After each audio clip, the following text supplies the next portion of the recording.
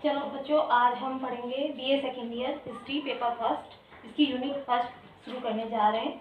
इसमें आज हम पढ़ेंगे रजिया बेगम। रजिया बेगम कौन थी? सबसे पहले तो हम यही देख लेते हैं कि रजिया बेगम थी कौन। रजिया बेगम जो थी, इल्तुतमिश जो थे उनकी पुत्री थी। उनके जो पुत्र थे वो शासन संभालने के योग्य नहीं थे। वो विलासी थे, भोग विलास करते थे और आलसी थे। इसीलिए उन्हें लगा कि अपने राज्य के लिए अगर हमें उचित शासक चाहिए, तो उन्होंने क्या किया कि उनकी जो पुत्री थी ना, वो बहुत ही एक योग्य स्त्री, वो उसको बहुत ही गर्व करता था उसके ऊपर।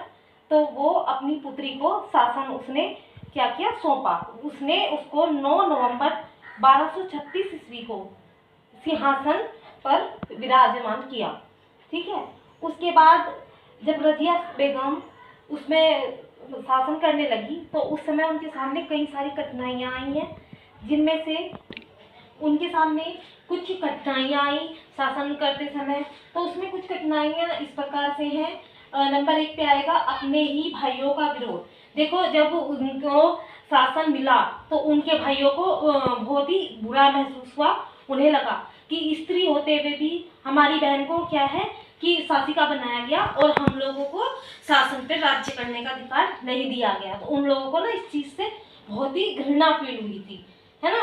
उसके रजिया सुल्तान के अभी जो भाई जीवित थे, है ना, वो क्या करते थे कि और लोगों से मिलकर अपनी बहन के विरुद्ध क्या करते थे कि हर समय कोई ना कोई विद्रोह करना, तो वो उनका एक पेशा बन गया था। वो अपनी बहन को परेशान करने में पीछे नहीं होते थे। ठीक है। नेक्स्ट आएगा रजिया का नारी होना।